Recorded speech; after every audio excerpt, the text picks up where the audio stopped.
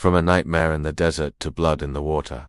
Here are 3 true Airbnb horror stories that will make you never want to travel again.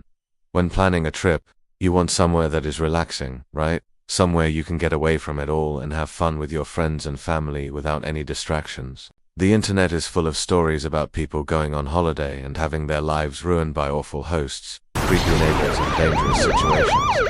Today we are looking at some of those horror stories, but they're not just scary, they actually happened. From missing limbs to blood in the water. Let's get into it.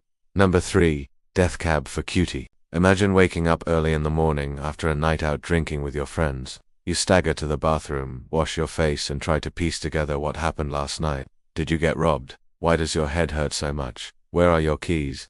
You manage to get yourself somewhat presentable and head downstairs for some breakfast. As you walk into the kitchen, there is a note on the counter. It says, "You need to leave now."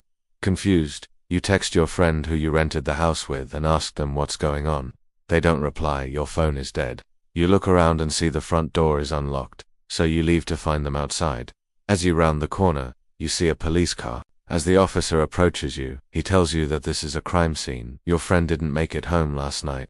Their body was found this morning. Someone had murdered them, and the worst part, you were staying in a haunted Airbnb. This story really happened to Karina. She stayed at an Airbnb in Palm Springs, California with her group of friends. They had a great first night and everyone was drinking heavily. In the morning, she woke up feeling sick and confused. She wrote the note as instructed and went to go find her friend. She only made it to the front door before the police arrived. They told her that her friend was found lying dead on the floor with multiple stab wounds. The host of the Airbnb had also been murdered, the killer was never found, and Karina and her friends never got refunded for the stay. Number 2. The Bloody Mermaid. You've seen the warning signs. You've read the reviews. You know what you're getting into. There's one last thing you have to do. Before you enter the water, though, you have to put on the mermaid tail that the host provided. You slip it on and waddle down to the water's edge. This is going to be epic. You dive right in and instantly regret it. The water feels freezing. You kick your legs to swim back to shore, but something is wrong. There is blood in the water. What is happening? You struggle to get back to shore, but you can't. The blood is getting everywhere. The blood is coming from the mermaid tail. You rip it off and see it is covered in blood, but there are no cuts on your legs. What is going on? This nightmare happened to a woman in Australia. She booked the stay at an Airbnb with her partner. They wanted to propose to each other, so they decided to rent a private pool house. Everything seemed normal until they went swimming. The pool was freezing cold, and they were given a creepy mermaid tail to wear while they swam. As soon as she slipped it on, the woman felt something sharp hit her leg. Thinking it was just the zipper, she tried to take it off. And when she did, she saw blood everywhere. Her legs were covered in scratches and cuts, meaning that the tail was probably used to cut her skin. She immediately left and went to the hospital. Thankfully it wasn't serious, but when she tried to complain about it to the host, they said it was her fault for not reading the instructions properly. She left empty-handed and with stitches in her legs.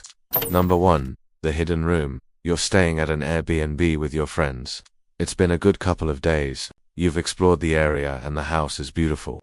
You decide to stay in and watch a movie tonight. You split up into teams. Some people will watch the movie and others will clean up the house. While you're tidying up, you come across a locked room.